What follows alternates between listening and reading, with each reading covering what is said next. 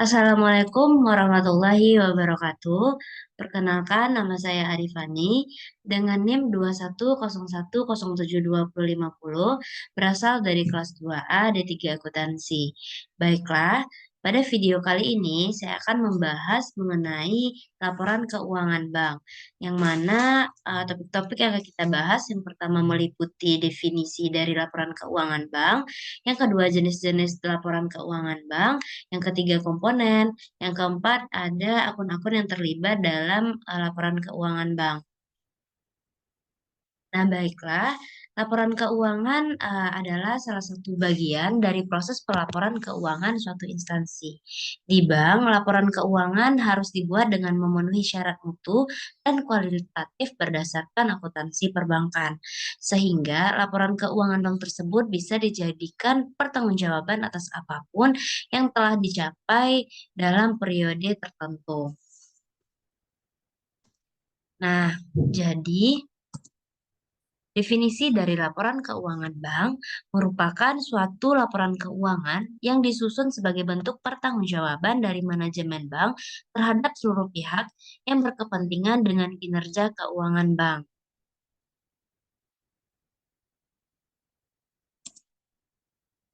Baiklah, materi yang kedua yaitu mengenai tujuan dari laporan keuangan bank.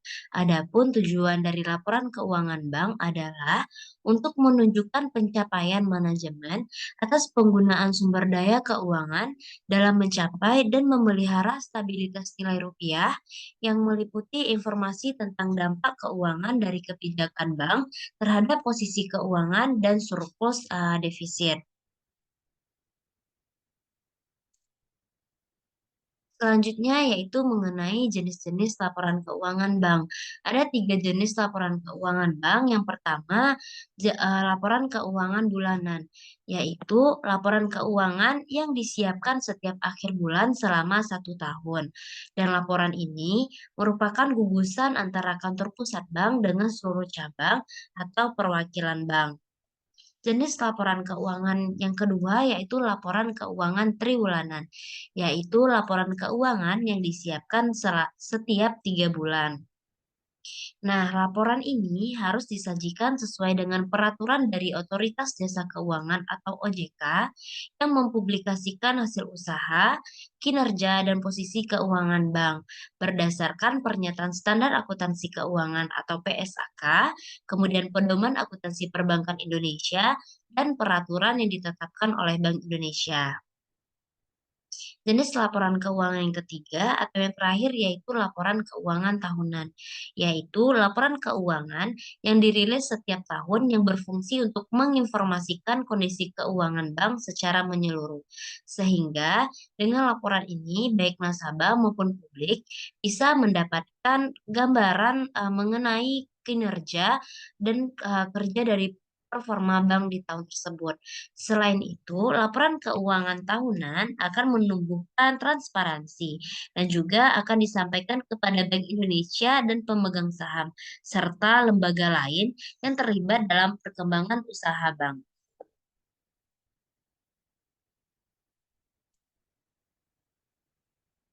Nah, selanjutnya ada komponen dari laporan keuangan bank. Ada tiga komponen. Yang pertama, laporan neraca bank. Laporan neraca bank adalah merupakan laporan yang menggambarkan jumlah kekayaan, kewajiban atau hutang, dan juga modal dari suatu perusahaan atau bank. Dalam laporan neraca bank terdapat beberapa hal. Yang pertama, penempatan pada Bank Indonesia yang disajikan secara terperinci. Hal ini dilakukan agar bisa menginformasikan tentang posisi giro, BI, dan SBI yang dimiliki suatu bank yang nantinya akan bersangkutan dengan sumber likuiditas. Kedua yaitu giro. Giro dalam laporan neraca bank disajikan dalam mata uang asing dan rupiah secara terpisah agar bisa menggunakan user untuk mendeteksi non-open position atau NOP. Yang ketiga yaitu surat berharga dan obligasi.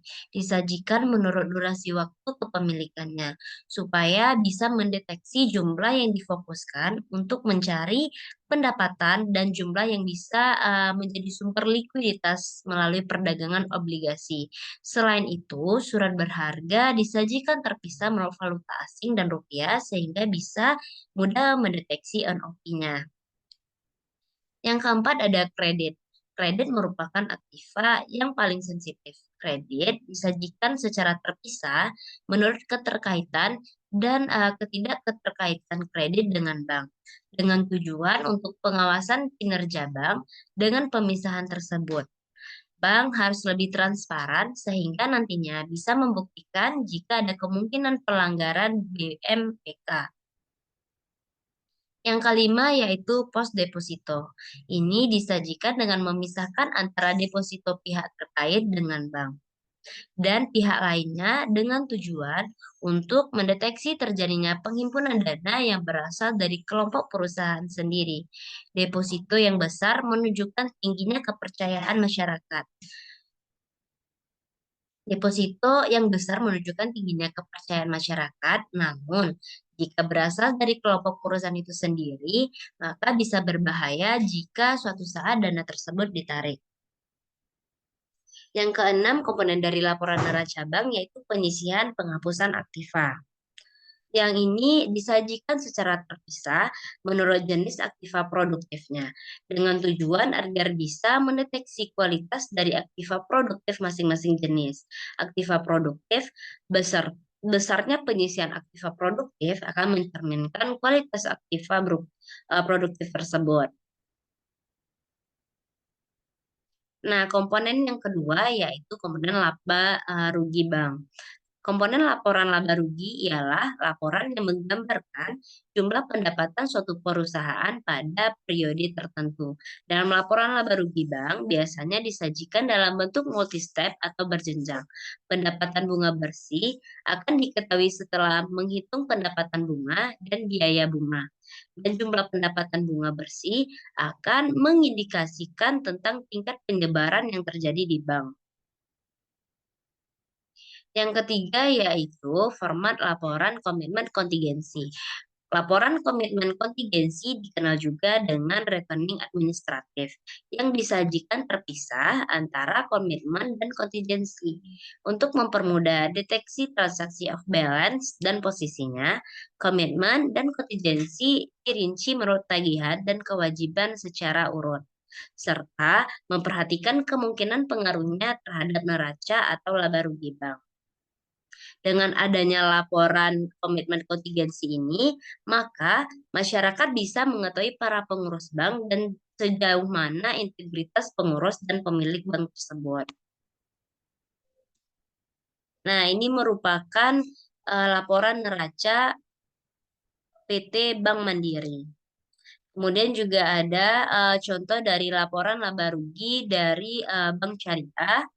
Dan yang ketiga ada contoh laporan keuangan publikasi komitmen dan kontingensi dari Bank Mega. Nah, materi yang terakhir atau selanjutnya yaitu akun-akun dalam laporan keuangan bank.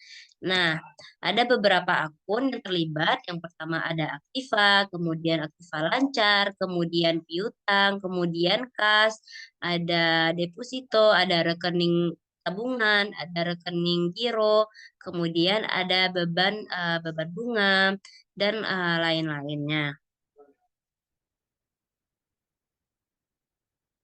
Nah, baiklah, mungkin sampai di sini materi yang saya sampaikan.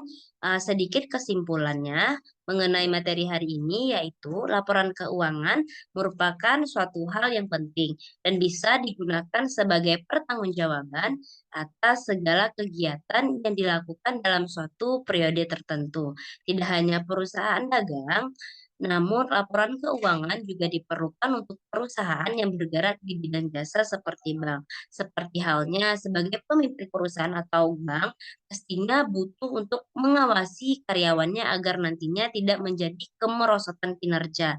Selain itu, karyawan bisa tetap bertanggung jawab menyelesaikan pekerjaan walaupun tidak berada di tempat yang sama dengan pemimpinnya. Nah, mungkin sekian dari saya. Mohon maaf atas segala kekurangannya.